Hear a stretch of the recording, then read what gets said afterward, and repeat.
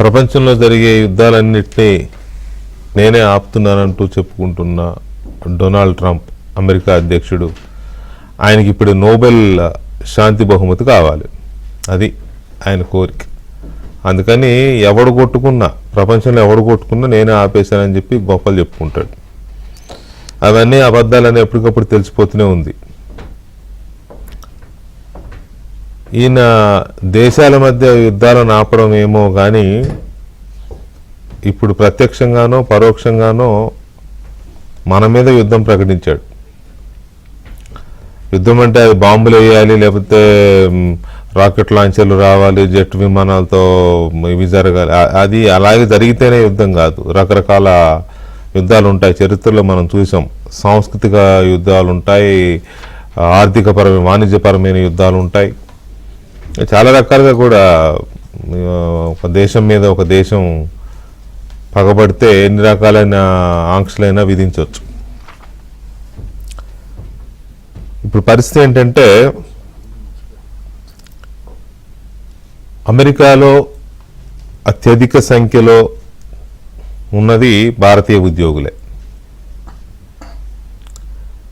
ఎక్కువ మంది చదువుతున్నది కూడా మన పిల్లలే, భారతీయ విద్యార్థులే. కోట్ల రూపాయలు అమెరికా ఆర్థిక వ్యవస్థకు దారపోసి అక్కడ చదువుతున్నారు. వెళ్ళి ఎందుకు చదువుతున్నారు? పనిలేక కాదు. అది అయిపోయిన తర్వాత అక్కడే ఏదైనా ఉద్యోగం చేసుకుంటే అదృష్టమో దురదృష్టమో, కాలమో కర్మో తెలియదు, కానీ ఈ ప్రపంచంలో డాలర్ అనేదానికి ఒక వాల్యూ ఉంది. కాబట్టి మన వాళ్ళు ఆ డాలర్ డ్రీమ్స్లో ఉంటారు, కష్టపడి పనిచేస్తారు, చీప్గా దొరుకుతారు కూడా. అక్కడ అమెరికా వాళ్ళకు ఉద్యోగాలు ఇవ్వాలంటే ఆ కంపెనీలు భరించలేవు. మహా గేర్ ఎక్కువ, వాళ్ళకి మహా పోజ్ ఎక్కువ. మన వాళ్ళు అయితే వాళ్ళకి ఇచ్చే శాలరీలో సగం శాలరీకే మన వాళ్ళు గొడ్డు చాకిరీ చేస్తారు. మొదటి నుంచి చాకిరీ అలవాటు ఎక్కువ మనకు కదా, ఒళ్ళు దాచుకోకుండా పని చేస్తాం. కాబట్టి ఆ పరిస్థితుల్లో మన వాళ్ళు అక్కడికి వెళ్తారు, కంపెనీలు కూడా మన వాళ్ళకి ప్రయారిటీ ఇస్తూ ఉంటాయి. ఇదంతా జరుగుతున్న క్రమం. ఇప్పుడు మరి ఈ మూర్ఖపు అధ్యక్షుడికి ఏ పురుగు తొలిసిందో,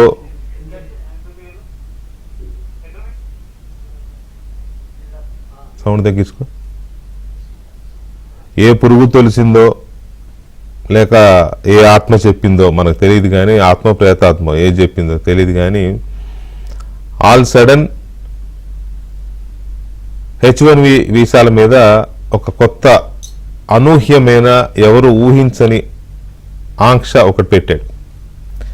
నిజానికి మొన్నటి వరకు ఒక కొత్త ప్రచారం ఏం జరిగిందంటే H1B వీసాలు ఇక నుంచి కనీస వేతనాలు పొందే వాళ్ళకి ఇవ్వరు. మినిమం సంవత్సరానికి $120,000 లేదా $1,00,000 అట్లా ఒక నిబంధన పెట్టి, ఆ మినిమం ఒక లిమిట్ పెట్టి అక్కడ వరకు ఉన్న వాళ్ళకు మాత్రమే ఇస్తారు అని చెప్పి ఒక ప్రచారం జరిగింది. ఆ దిశగా ట్రంప్ ఆలోచిస్తున్నాడని ప్రచారం జరిగింది. కానీ సడన్ గా ఇవాళ తెల్లవారుతూనే వచ్చిన వార్త ఏంటంటే H1B వీసా కావాలి అని అంటే ఒక ఉద్యోగిని H1B వీసాకి రికమెండ్ చేసే కంపెనీ ఆ ఉద్యోగి పైన సంవత్సరానికి $1,00,000 ఫీజు కట్టాలి, కంపెనీ కట్టాలి. $1,00,000 అంటే మన ఇండియన్ కరెన్సీలో చెప్పాలంటే సుమారుగా 90 లక్షలు సంవత్సరానికి. ఇది సాధ్యమయ్యే పనేనా? ఆ మూర్ఖుడికి ఆలోచన ఎందుకు వచ్చింది? దానివల్ల నష్టపోతున్నది ఎవరు? మన వాళ్ళు పడిన కష్టం ఏంటి? ఇన్నాళ్ళు లక్షల మంది అక్కడ H1B వీసాల మీద ఉద్యోగాలు చేస్తున్నారు. మరి లక్షల మంది యూనివర్సిటీల్లో ఉన్నారు. ఎవ్రీ డిసెంబర్కి లక్షలాది మంది యూనివర్సిటీ నుంచి గ్రాడ్యుయేషన్స్ కంప్లీట్ చేసుకుని బయటకు వచ్చి ఉద్యోగాల కోసం చూస్తున్నారు. అక్కడ పోషిస్తున్నది మన కంపెనీలే, అధినేతలు మన కంపెనీల వాళ్లే. ప్రతి కంపెనీలోనూ చీఫ్ ఆఫీసర్స్ మన వాళ్ళే ఉంటారు. ప్రతి మేజర్ కంపెనీల్లో, గూగుల్ కావచ్చు, మైక్రోసాఫ్ట్ కావచ్చు, ఇంకేదైనా చాలా కంపెనీలకి. ఇప్పుడు యాపిల్లో కూడా కీలకమైన పొజిషన్లో COO అనుకుంటా మన ఇండియన్ ఒక ఆయన ఉన్నారు. సో ఇట్లా ఇన్ని ఉండగా అమెరికా అధ్యక్షుడిగా ఉన్న ఈ డొనాల్డ్ ట్రంప్ ఎందుకు ఈ నిర్ణయం తీసుకున్నాడు, దీనివల్ల జరగబోతున్న దుష్పరిణామాలేంటి? కొంతమంది చెబుతున్నట్టుగా అక్కడ ఉన్న వాళ్ళకి, ఇప్పుడు అక్కడ ఉండి H1B వీసాల మీద పనిచేస్తున్న వాళ్ళకి ఏ ఇబ్బంది ఉండదు, కానీ ఇప్పుడు కొత్తగా వేరే దేశం నుంచి, అది ఇండియా కావచ్చు, చైనా కావచ్చు, ఇంకొక దేశం నుంచి కావచ్చు, ఇప్పుడు తీసుకొచ్చుకోవాలి అంటే వాళ్ళ పేరు మీద ఈ ఫీజు కట్టాల్సి ఉంటుందనేది ఒకటి చెప్తున్నారు. అలాగే అక్కడే చదివి అక్కడే గ్రాడ్యుయేషన్ చేసి MS కావచ్చు, ఇంకోటి కావచ్చు, అక్కడే చేసి ఈ స్టెమ్ ఉద్యోగ కోర్సెస్ అంటారు కదా, ఈ స్టెమ్ కోర్సెస్ చేసిన వాళ్ళు ఎవరైనా అక్కడే కోర్స్ పూర్తి చేసుకుని జాబ్లో జాయిన్ అయి ఉన్న వాళ్ళకు కూడా H1B వీసాకి ఫీజు కట్టాల్సిన పని ఉండదు అని చెప్తున్నారు. ఇది క్లారిటీ లేదు నిజానికి, ఒక అంచనా, కొన్ని అవగాహనలు మాత్రమే, క్లారిటీ లేదు. సో ఇది చాలా రకాల ఆందోళన కలిగిస్తోంది. ఇది అక్కడ ఉన్న విద్యార్థులు, అలాగే H1B మీద ఉద్యోగాలు చేస్తున్న వాళ్ళు, ఇంకా భయంకరమైన టెన్షన్ ఏంటంటే H1B మీద ఉద్యోగాలు చేస్తూ సడన్ గా ఇండియాకు వచ్చిన వాళ్ళు కొంతమంది ఉన్నారు. సెలవులకో లేకపోతే పెళ్ళో పేరెంటమో ఏదో ఉంటది కదా, వచ్చారు. ఆ కంపెనీలు మైక్రోసాఫ్ట్ కానీ, లేకపోతే అమెజాన్ కానీ, లేకపోతే ఇంకా 2-3 పెద్ద కంపెనీలు వెంటనే అలర్ట్ ఇచ్చాయి, మీరు వెంటనే ఉన్న పడంగా బయలుదేరి వచ్చేయండి రేపు. అంటే అమెరికాలో 21వ తేదీ ఉదయం 8 గంటలకల్లా వాళ్ళు అమెరికాలో దిగాలి, లేకపోతే పట్టేస్తారు. వాళ్ళు $1,00,000 ఫీజు కట్టాలి, కంపెనీ వాళ్ళకి కట్టాలి, లేకపోతే తిప్పి పంపిస్తారు. అందుకని ఆగా మేఘాల మీద బయలుదేరి వచ్చేయమని చెప్పి వాళ్ళకి అలర్ట్స్ ఇచ్చాయి. ఆ ప్రయత్నాల్లో ఇవాళ చాలా మంది, మరి ఎయిర్పోర్ట్లు ఎంత కిటకిటలాడుతున్నాయో, ఫ్లైట్స్ అందుబాటులో ఉన్నాయో లేదో, చాలా భయంకరంగా ఉంటుంది. సో ఇది పరిస్థితి. ట్రంప్ ఆలోచన ఎందుకు వచ్చింది, ఈ నిర్ణయం అమలవుతుందా లేదా అనేసి ఒక ఇది కూడా ఉంది. ఇది కాంగ్రెస్ లో తీసుకోవాల్సిన నిర్ణయం, ప్రెసిడెన్షియల్ డెసిషన్ కావడానికి అవకాశం లేదు అని. బట్ ఆయన అయితే సంతకం పెట్టేశాడు, పెన్ను దొరికింది, పెట్టేశాడు.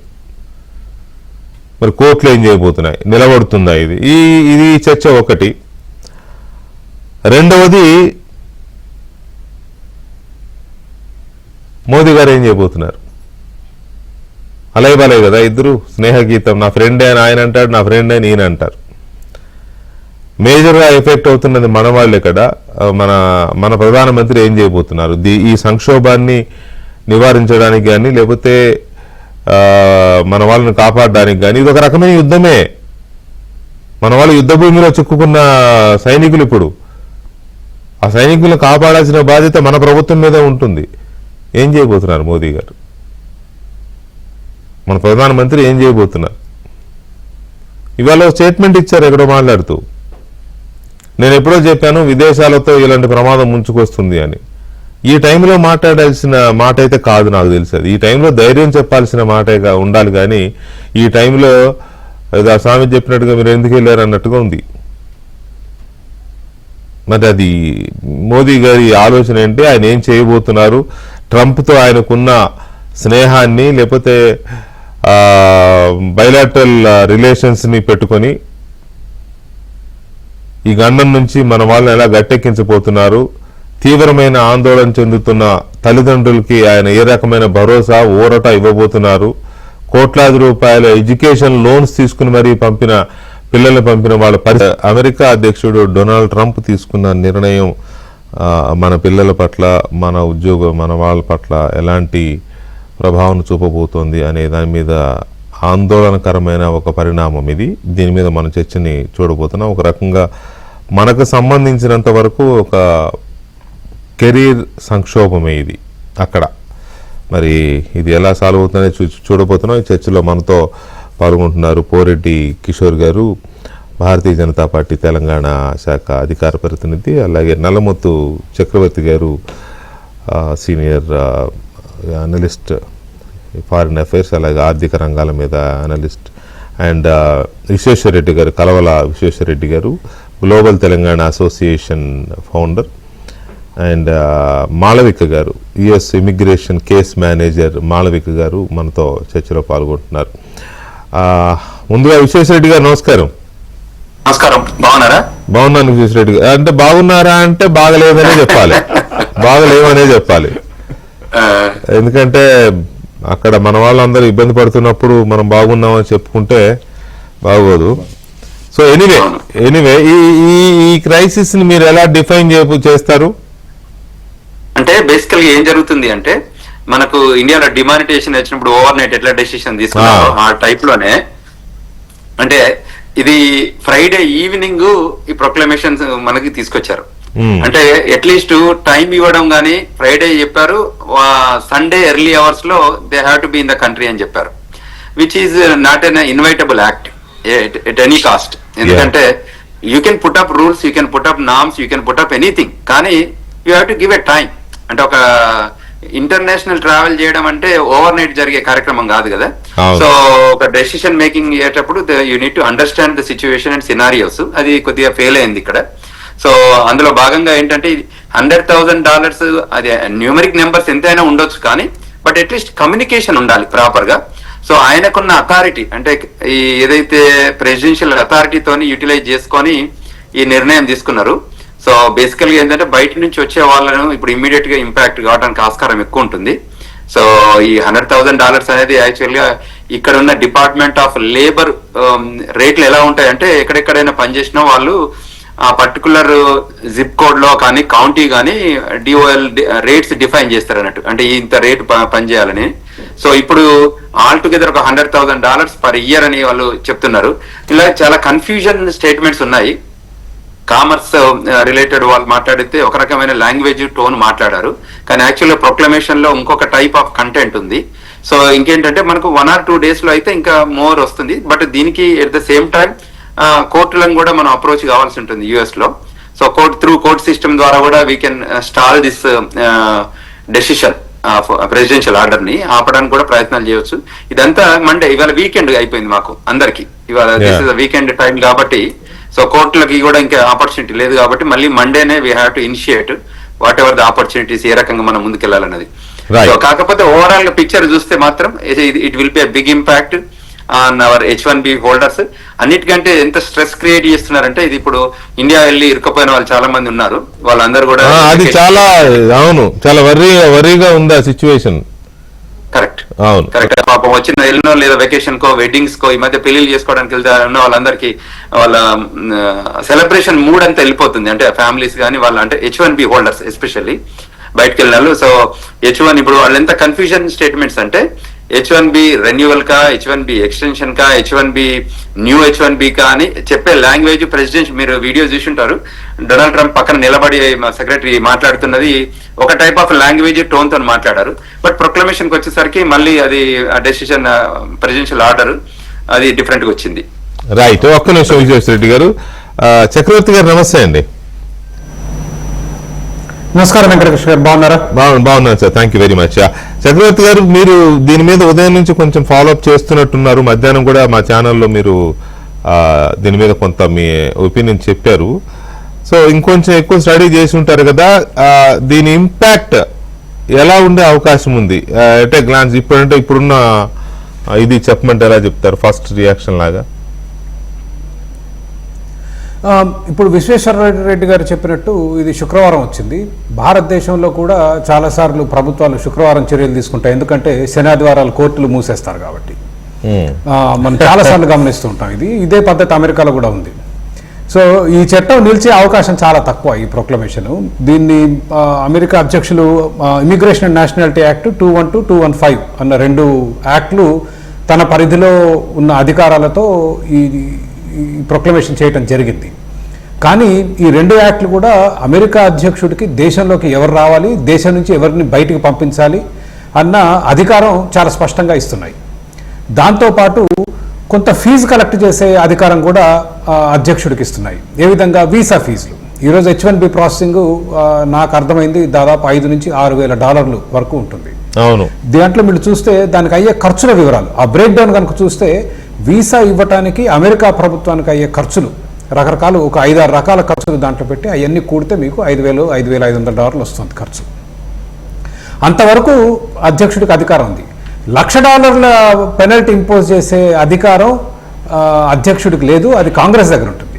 ఇప్పుడు H1B వీసా పాలసీ ఉందనుకోండి, అవి చట్టసభలు చేస్తాయి. మన దగ్గర పార్లమెంట్ లాగానే అక్కడ కాంగ్రెస్. కానీ $1,00,000 విధించే అధికారం అధ్యక్షుడికి లేదు. ఏమన్నా ఇప్పుడు ట్రంప్ పోయిన సంవత్సరం F1B విద్యార్థుల్ని F1 మీద వచ్చే విద్యార్థులను ఏ విధంగా అయితే బెదరగొట్టి, ఉదాహరణకు భారతదేశం నుంచి చాలా తగ్గిపోయారు అమెరికాకు వెళ్ళే విద్యార్థులు, అదేవిధంగా ఇప్పుడు H1B వాళ్ళని కూడా బెదరగొడుతున్నాడు. నా అభిప్రాయంలో ఈ వారం తప్పకుండా ఎవరో కోర్టుకు వెళ్తారు, కనీసం స్టే అన్నా వచ్చే అవకాశం ఉంటుందని నేను అనుకుంటున్నాను. కోర్టుకి వెళ్ళడము అనేది ఒక ఆస్పెక్టు, ఆ కోర్టులో నిలుస్తుందా నిలవదా, కోర్టులు దీన్ని ఎలాగా అమెరికా యాంగిల్లో చూస్తాయా లేకపోతే ఇంటర్నేషనల్ యాంగిల్లో చూస్తాయా, మ్యాన్ పవర్ యాంగిల్లో చూస్తాయా, ఈ హ్యుమానిటరీ యాంగిల్లో చూస్తాయా, ఇదంతా ఒక ఆస్పెక్ట్. అయితే ఒక స్టే గురించే చెప్తున్నానండి. కోర్టులు నిర్ణయం చాలా టైం పట్టుద్ది. కోర్టులకు వెళ్ళి స్టే అడుగుతారు. ఆ స్టే వచ్చే వారం వచ్చే అవకాశాలు చాలా మెండుగా కనిపిస్తున్నాయి. వాళ్ళు శుక్రవారం ఈ ప్రొక్లమేషన్ ఇచ్చారంటేనే వాళ్ళకే కాన్ఫిడెన్స్ లేనది అర్థం. సో అందువల్ల అది ఒక ఆస్పెక్ట్. స్టే ఓకే, కోర్టుకి వెళ్తే స్టే వస్తే రావచ్చు, కానీ చాలా ఆందోళనకరంగా ఉన్నారు పిల్లలు, ఉద్యోగులు కానీ విద్యార్థులు కానీ పేరెంట్స్ కానీ. మరి మన ప్రభుత్వానికి ఆందోళన ఉందో లేదో నాకు తెలియదు. ఎనీవే, మాళవిక గారు నమస్తే అండి. నమస్తే అండి. మాళవిక గారు, ఇది స్టడీ చేసినప్పుడు లేదా దీన్ని కొంచెం అర్థం చేసుకోవడానికి ప్రయత్నించినప్పుడు మీరు అక్కడ ఇమిగ్రేషన్ ఆఫీసర్గా కూడా ఉన్నారు, మేనేజర్గా కూడా ఉన్నారు కాబట్టి ఇది ఎలా ఇంపోజ్ చేసే అవకాశం ఉంది? H1B వీసా హోల్డర్స్ మీద కానీ లేకపోతే H1B వీసా అప్లికెంట్స్ మీద కానీ ఎలాంటి పరిణామాలు చూపించే అవకాశం ఉంది? సో బేసికలీ వీళ్ళు పెట్టింది యాక్చువల్లీ ట్రావెల్ బ్యాన్ లాంటిది. ఇది 12 months ఉంటుంది. ఎవరైతే H1B మీద ఉన్నారో ఇక్కడ US లో వాళ్ళు బయటకు వెళ్ళకూడదు. అండ్ బయట ఉన్న వాళ్ళు 21st of September అర్ధరాత్రి eastern standard time by 12 AM వచ్చేయాలి అని చెప్పారు, which is almost less than 24 hours right now. And ఇది ముఖ్యంగా వాళ్ళు చెప్పాలనుకుంటుంది ఏంటంటే హై స్కిల్డ్ వర్క్ లేబర్ ఎవరైతే ఉంటారో H1B మీద వాళ్ళందరికీ per year per head 100K impose చేస్తారు. అండ్ ఇది ఎవరు కట్టాలంటే ఎంప్లాయర్స్ ఎవరైతే మిమ్మల్ని ఎంప్లాయ్ చేస్తున్నారో వాళ్ళు గవర్నమెంట్ కి కట్టాలి అన్నారు. సో ఎప్పుడైనా కానీ ఈ ప్రొక్లమేషన్ లో అర్థం చేసుకోవాల్సి these are like guidelines. అది ఒక రకంగా లా అని చెప్పడానికి లేదు, but it does have some binding effect. So until a temporary restraint order TRO comes into existence, అంటే కోర్టుకి వెళ్ళి స్టేక్ హోల్డర్స్ చెప్పుకుని this is arbitrary, this cannot be done, stakeholders తో డిస్కషన్ లేదు అని టెంపరరీ రెస్ట్రైడింగ్ ఆర్డర్ ఒక federal లెవెల్లో తీసుకొస్తే ప్రాబబ్లీ కొంచెం స్పేస్ దొరుకుతుంది. And most importantly proclamation language కనుక వెర్బాటం కనుక ఇన్స్పెక్ట్ చేసినట్టయితే we'll understand they are asking the Department of State DHS ని కానీ లేకపోతే USCIS ని కానీ they are asking to make laws in that regard to implement this particular goal. అంటే H1B వాళ్ళకి వర్క్ ఫోర్స్ తక్కువ అయ్యి అమెరికన్ వర్క్ ఫోర్స్ ఎక్కువ అవ్వాలి అన్నది వాళ్ళ goal. And in the first paragraph they use this word called new petitioners or new people coming. So existing వాళ్ళకన్నా new వాళ్ళకి ఎక్కువ ఇంపోజిషన్ ఉండొచ్చు, ఎగ్జిస్టింగ్ వాళ్ళకి at some point in the future imposition ఉండొచ్చు. But the bottom line and plain language చదివితే అర్థమయ్యేది ఏంటంటే what is really ridiculous and hard to achieve is per person 100K H1B వాళ్ళకి కట్టాలి. అండ్ అది ప్రతి ఇయర్ 100K కట్టాలి. So that is like something really not suiting national interests of USA అని నా feeling. So that's it from my side. Right. అయితే దీని ప్రకారం చూస్తే H1B ఇయర్లీ 100K కట్టాలి అని అంటే ఇప్పుడు మీరు చెప్పినట్టుగా స్టేక్ హోల్డర్స్ అందరితో కూడా మాట్లాడాలి అని అన్నారు. ఆయనేమో మాట్లాడారు అంటాడు, ఆల్ టెక్ కంపెనీలతో మాట్లాడాను అంటాడు. వీళ్ళ నుంచి ఇంతవరకు ఎలాంటి రెస్పాన్స్ రాలేదు. అది గూగుల్ కావచ్చు, మైక్రోసాఫ్ట్ కావచ్చు, ఇంకా ఏ కంపెనీ నుంచి కూడా ఇంతవరకు రియాక్షన్ రాలేదు. అమెజాన్ కావచ్చు. పైగా వాళ్ళు అలర్ట్స్ ఇస్తున్నారు, బయట ఉన్న వాళ్ళందరూ త్వరగా వచ్చేయండి, ఇంట్లో అంటే కంట్రీలో ఉన్నవారు ఎవరు బయటికి వెళ్ళొద్దు అని చెప్పి వాళ్ళు చెప్తున్నారు. ఇదంతా ఒక పానిక్ ఇది క్రియేట్ చేస్తూ ఉంది ఒకవైపు. ఇంకొక వైపు H1B అప్లై చేయడం కోసం వెయిట్ చేసే వాళ్ళు ఒక రకంగా పానిక్ అవుతున్నారు. H1B మీద పనిచేస్తున్న వాళ్ళు ఒక రకంగా పానిక్ అవుతున్నారు. రేపో మాపో గ్రాడ్యుయేట్స్ గా బయటికి రాబోయే పిల్లలు ఇంకో రకంగా పానిక్ అవుతున్నారు. మా పరిస్థితి ఏంటని. సో ఇవన్నీ కొంచెం డీప్ గా డిస్కస్ చేద్దామని, ఎందుకంటే చాలా యాంగిల్స్ ఉన్నాయి దీంట్లో. ఏ ఒక్కటి వదిలిపెట్టినా కూడా ఇప్పుడు ఈ డిబేట్ అనేది ఆ పేరెంట్స్ కో ఆ స్టూడెంట్స్ కో పూర్తి ఇన్ఫర్మేషన్ ఇచ్చినట్టుగా కిషోర్ రెడ్డి గారు, మీ అవగాహన ఏంటి? ట్రంప్ ఇప్పుడు తీసుకున్న ఈ నిర్ణయం అంటే అమలు అవుతుందా లేదా అనే సంశయాలు ఉన్నప్పటికీ ప్రస్తుతానికైతే అది సైన్డ్, రైట్? సో కాబట్టి మీరు కూడా అక్కడ ఐటీ కంపెనీ పెట్టున్నారు, కొంతకాలం పనిచేస్తున్నారు, ఆ సెక్టర్లో ఉన్నారు కాబట్టి మీ అబ్జర్వేషన్ ఏంటి? ముందుగా వెంకటకృష్ణ గారు మీకు, అట్లాగే విశ్వేశ్వరరెడ్డి గారికి, చక్రవర్తి గారికి, మాలవిక గారికి, మన ఏబిఎన్ ప్రేక్షకులందరికీ నమస్కారం అండి. ఇప్పుడు ట్రంప్ అసలు అధికారంలోకి రావడమే మాగా అని మేక్ అమెరికా గ్రేట్ అగైన్ అని అంటే అది ఏ విధంగా చేస్తామనంటే కల్చరల్ ఆస్పెక్ట్స్ కొన్ని ఉన్న జాబ్స్ కమింగ్ బ్యాక్ టు, అంటే మ్యానుఫ్యాక్చరింగే కావచ్చు, ఐటీఏ కావచ్చు, ఇదంతా కూడా మళ్ళీ బ్యాక్ టు అమెరికా అనేది ఒక ఫీలింగ్. మ్యానుఫ్యాక్చరింగ్ జాబ్స్ అన్ని చైనాకి వెళ్ళిపోయాయి, సర్వీస్ జాబ్స్ అన్ని అంటే టెక్నాలజీ కావచ్చు, ఇంకొకటి అయినా కానీ సర్వీసింగ్ అంటాం కదా, సర్వీసెస్ అని ఇవన్నీ ఇండియాకి వెళ్ళిపోయాయి. ఇప్పుడు కేవలం ఖర్చు పెట్టే కంట్రీ లాగా ఉంది అమెరికా, కానీ ఉత్పత్తి చేసే కంట్రీ లాగా లేదు అన్నది అక్కడి నుంచి వచ్చింది మన ప్రాబ్లమ్స్ అన్ని అనేది ఒక ఆస్పెక్ట్, ఎకనామిక్ ఆస్పెక్ట్లో. సో దానికి మనం చూసాము, అంతకుముందు టారిఫ్స్ చూసాము, అంటే ఒక రేషనల్ ఉండదు, 150% దాకా వెళ్ళింది చైనాకి అగేన్స్ట్ గానే మనం చూసాము. మన మీద ఇప్పుడు 50% ఉంది, వెనజులా మీద 50% ఉంది, ఇతర దేశాలన్నీ అగ్రిమెంట్లు అవుతున్నా కొద్ది 25%, 15%, 22% ఇట్లా ఉన్నాయి. సో వస్తువులు లోపలికి రావాలంటే కొంత ట్యాక్స్ ఇక్కడ వరకు కట్టాలి, 20%, 50%, 150%. ఇప్పుడు ఇండియా ఏం చేస్తుంది, అదర్ హ్యాండ్ సర్వీసెస్ ఎక్స్పోర్ట్ చేస్తుంది మేజర్గా అమెరికాకి. ఈ సర్వీసెస్ మీద ట్యాక్సెస్ దాకా ఇంకా రాలేదు, కానీ మనం ఏం చేస్తున్నాం అంటే టాలెంట్ని ఎక్స్పోర్ట్ చేస్తున్నాం. టాలెంట్ ద్వారా క్రియేట్ చేసిన ప్రోడక్ట్ కాదు, అది సర్వీసెస్ అంటాం కదా. టాలెంట్ ని అంటే పలానా వ్యక్తి టాలెంటెడ్ పర్సన్ ఉన్నాడు, ఈ పర్టికులర్ స్కిల్ ఉందంటే ఆ మనిషినే ఎక్స్పోర్ట్ చేస్తున్నాం. ఇప్పుడు ఆ ఎక్స్పోర్ట్ మీద సంవత్సరానికి $1,00,000 టారిఫ్ అంటున్నాడు, అంటే ఈక్వలెంట్ టర్మ్స్ లో చెప్పాలి అని అంటే. రెండోది ఏంటి అంటే ఈరోజు జరిగింది ఏంటి అని అంటే మీరు క్లియర్ గా ఎగ్జిక్యూటివ్ ఆర్డర్ దాంట్లో చూస్తే లోపల ఉన్న వాళ్ళ సంగతి ఏమి లేదండి. అమెరికాలో ఆల్రెడీ ఉన్న వాళ్ళు ఇప్పుడు H1B చేస్తూ ఉండొచ్చు, వాళ్ళు స్టూడెంట్స్ అయి ఉండొచ్చు, లేకపోతే ఓపీటీ ఇట్లాంటి వాటిల్లో ప్రాక్టికల్ ట్రైనింగ్ అని చెప్పి కొంత టైం ఇస్తారు కదా, వేర్ యూ కెన్ వర్క్, లేకపోతే గ్రీన్ కార్డ్ అప్లికేషన్స్ నడుస్తున్న వాళ్ళు, వీళ్ళందరికీ ఏమీ లేదు ప్రాబ్లం ప్రస్తుతానికి ఇప్పుడు ఉన్నది. ఎగ్జిక్యూటివ్ ఆర్డర్స్, ప్రెసిడెన్షియల్ పవర్స్ ఎట్లా ఉంటాయి అని అంటే మనం మామూలుగా అయినా మన దేశంలో మన ప్రైమ్ మినిస్టర్ ఇష్టం వచ్చింది చేయడానికి ఉండదు, వాళ్ళు బయట విదేశీయులైనా కానీ కోర్టులు అడ్డం వస్తాయి.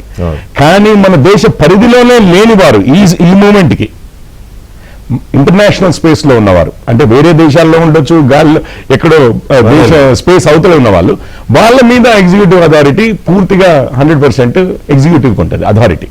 ఎందుకంటే ఇప్పుడు యుద్ధాలు జరుగుతాయి, ఆ సైనికుని చంపాలా, వీళ్ళని ఇది చేయాలా, ఇవన్నీ కోర్టులు పర్మిషన్లు తీసుకుని చేయం కదా. President has the power.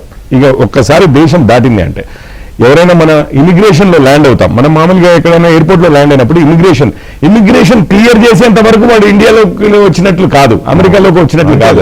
అందుకని కోర్టులకు వెళ్ళరు.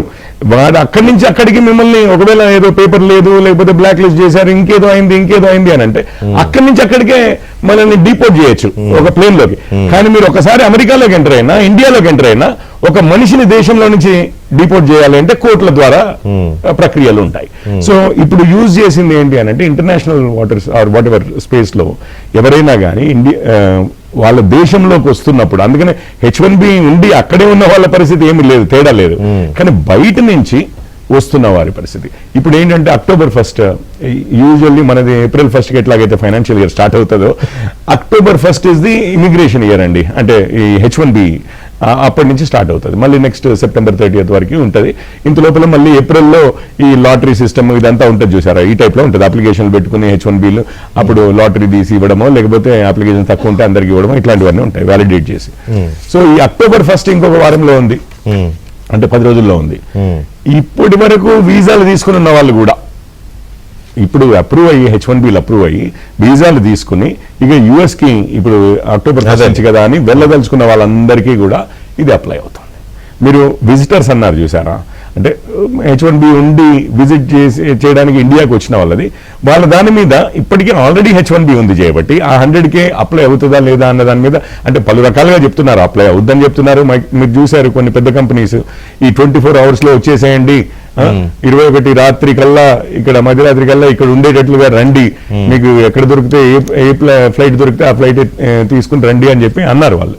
సో అంటే ఈవెన్ ఇప్పుడు H1B మీద ఉండి వెకేషన్లకు వచ్చిన వాళ్ళనైనా కానీ త్వరగా రమ్మని చెప్పారు. దాని మీద కొంచెం కన్ఫ్యూజన్ ఉంది, వెదర్ వాళ్ళకు కూడా లేట్ అయితే 100K కట్టమంటారా లేదా అన్నది. అంటే ఆల్రెడీ ఎగ్జిస్టింగ్ H1Bs మీద ఉన్న వాళ్ళు ఇక్కడ నుంచి 24 hours బయట ఉన్న వాళ్ళందరికీ తిరిగి ఉంటుందండి అన్సర్టనిటీ అంతా. మీరు దేశం బయట కాదండి ఏడ్ చేస్తున్నారు పిల్లలు, మామూలుగా వాళ్ళు ఎంత పానిక్ లో ఉన్నారంటే చాలా భయపడిపోతున్నారు పరిస్థితి ఏంటి అని. ఇప్పుడు పిల్లల విషయానికి వస్తే ప్రాబ్లం ఎక్కడ వస్తుంది అంటే ఇప్పుడు ఎడ్యుకేషన్కి వెళ్తారు, రైట్? ఎడ్యుకేషన్ తర్వాత వాళ్ళు కాదు, ఇప్పుడు వెకేషన్ కో లేకపోతే మ్యారేజ్ కో దేనికో కంప్లీట్లీ సెలవు పైన వచ్చిన వాళ్ళ పరిస్థితి ఇవాళ పొద్దున జరిగింది. నువ్వు ఈవినింగ్ మధ్యాహ్నం ఫ్లైట్ ఎక్కాలి, ఈవినింగ్ ఫ్లైట్ ఎక్కాలి అనేసరికి సర్దుకోవడానికి రోజుల తరబడి పడుతుంది కదా. ఇక్కడ సూట్ కేసు సర్దాలి కదా, అంత ఈజీ కాదు కదా. టికెట్లు కూడా దొరకవు కదా, టికెట్లు దొరకాలి, చాలా ఇది ఉంటుంది. High cost tickets high cost ఉంటాయి, మామూలు ఎకానమీ కూడా లక్షల్లో ఉంటాయి. ఎనీవే విశ్వేశ్వరరెడ్డి గారు, ఇక్కడ మనం పాయింట్ వైజ్ వెళ్తే ఇప్పుడున్న సరే కోర్టులో స్టే వస్తుందా లేదా ఒక ఆస్పెక్ట్, ఇప్పటికి ఇప్పుడు ఆల్రెడీ H1B వీసా ఉండి యుఎస్ లో ఉండి H1B వీసా మీద ఉద్యోగం చేస్తున్న వాళ్ళకి ఈ ఆర్డర్ ఎలా అప్లై అయ్యే అవకాశం ఉంది? ఇప్పుడు ప్రస్తుతానికి అయితే అదే ఇంటర్ప్రిటేషన్ ఆఫ్ ద లాలో వాళ్ళకి చాలా వేగ్ గా ఉంది కంటెంట్. నిన్న డొనాల్డ్ ట్రంప్ పక్కన మాట్లాడి వీడియోలో చెప్పిన దానిలో అయితే రెన్యువల్ కి కానివ్వండి, ఎక్స్టెన్షన్ కానివ్వండి, దేనికైనా కూడా మాకు స్కిల్డ్ వర్కర్ కావాలి, అది కూడా ఎక్స్ట్రాడినరీ స్కిల్ వర్కర్ కావాలనేది వాళ్ళ ఒపీనియన్.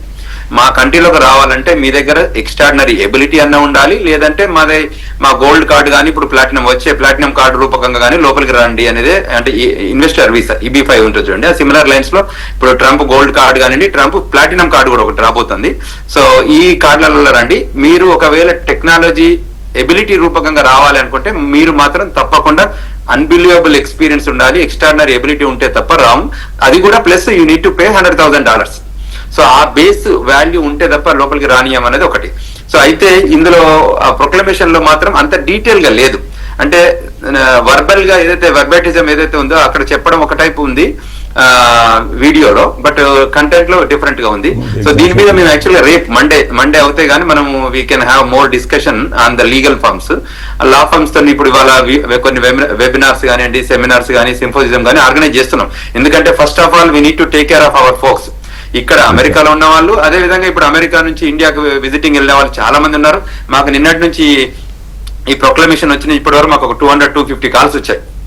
పాపం చాలా they are going through very big stress.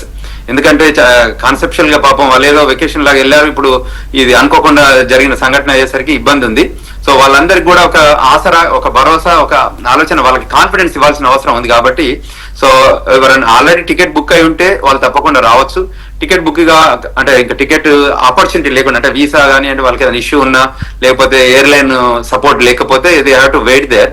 In the meantime మనకి 2 ways ఉన్నాయి. ఒకటి దీన్ని డీటెయిల్ గా అనాలిసిస్ చేసి వాట్ ఈస్ ద ఆబ్జెక్టివ్స్, మనకి ఇక్కడ ఇండియన్ కమ్యూనిటీ డయాస్పోరా ఎలా మనం రెస్పాండ్ చేసేది ఒకటి. సెకండ్, మనం లీగల్ సిస్టమ్ లో వాట్ వీ కెన్ డూ, అంటే మనకు కూడా రైట్స్ ఉంటాయి, అదే విధంగా వాళ్ళు కూడా ఆలోచిస్తారంట. అంటే మనం లీగల్ రౌట్ వెళ్తే కూడా వాళ్ళు కూడా థింక్ చేస్తారు కదా, వీళ్ళు లీగల్ రౌట్ వస్తే ఎట్లా మనం డెఫర్ చేయాలి, డినే చేయాలి, రిజెక్ట్ చేయాలి అన్న ఆలోచన విధానం కూడా ఉంటుంది. కాబట్టి సో ఈ ప్రెసిడెన్షియల్ ఆర్డర్ ఇందులో 2 types అండి. ఇది ఓన్లీ 12 months అని పెట్టారు, అంటే ఇట్స్ టెంపరీ ఆర్డర్. ఈ 12 months లోపలనే పెట్టారు కాబట్టి కోర్టులు అంత తొందరగా దీని మీద డెసిషన్ తీసుకుంటుందని అనుకోము.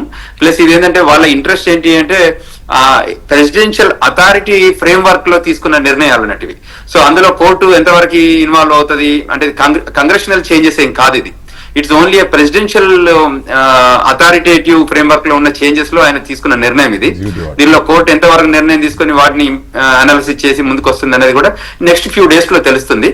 బట్ వన్ థింగ్ అయితే మేము ఇండియాలో ఉన్న మన తెలుగు వాళ్ళందరికీ విజ్ఞప్తి చేస్తున్నాం, దీని మీద మీరు ఇప్పుడే స్ట్రెస్ కాకండి. తప్పకుండా వీ విల్ ఫైండ్ ఎ రౌట్.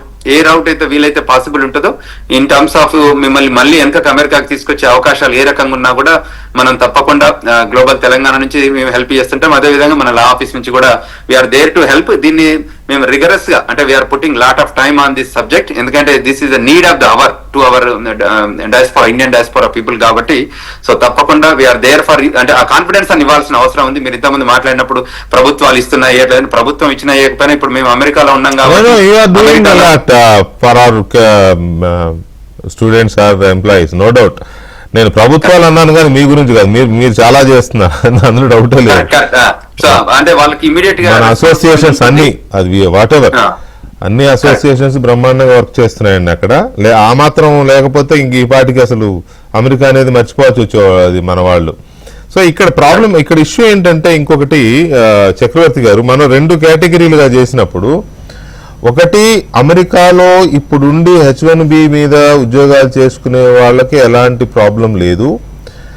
కంపెనీలు ఏవైతే కంపెనీలు ఎవరినైతే ఫారిన్ కంట్రీస్ నుంచి, అది ఇండియా కావచ్చు, చైనా కావచ్చు, ఏదైనా కావచ్చు, వేరే దేశాల నుంచి తీసుకురావాలనుకుంటారో ఎంప్లాయీస్ని, వాళ్ళకి ఇది వర్తిస్తుంది అనే ఇంకొక ఇది ఉంది, ఇంకొక అబ్జర్వేషన్ ఒకటి వస్తూ ఉంది. అక్కడ ఉండి ఆల్రెడీ పనిచేసుకుంటున్న వాళ్ళకి ఏమీ ఉండదు. కానీ రేపు ఎక్స్టెన్షన్కో రెన్యువల్కో వెళ్ళినప్పుడు ఎలా ఉంటుందో తెలియదు, అది ఉంది.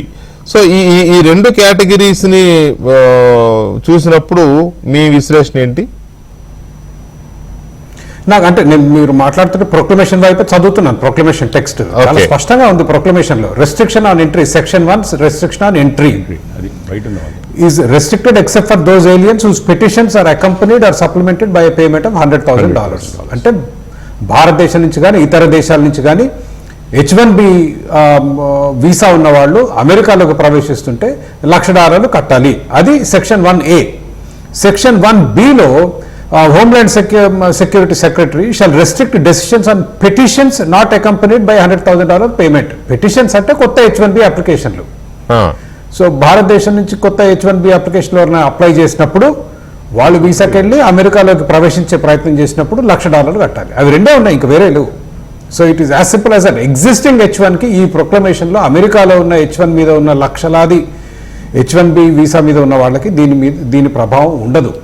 భారతదేశం బయట ఉండి కొత్తగా H1B వచ్చి అమెరికాకు వచ్చే వాళ్ళ మీద, ఇందాక విశ్వేశ్వరరెడ్డి గారు చెప్పినట్లు పెళ్లిళ్లకో ఇతర ఫంక్షన్స్కో లేకపోతే కుటుంబ సభ్యుల ఆరోగ్యం బాగాలేకో అమెరికా నుంచి ఇండియాకు వచ్చి ఇరుక్కున్న వాళ్ళకి కాస్త ఇబ్బంది ఉంటుంది. అయినప్పటికీ కూడా నేను చెప్పేది ఏంటంటే, ఈ ప్రొక్లమేషన్స్ అవుతాయి, ఏ కోర్టు కూడా దీన్ని అంగీకరించదు.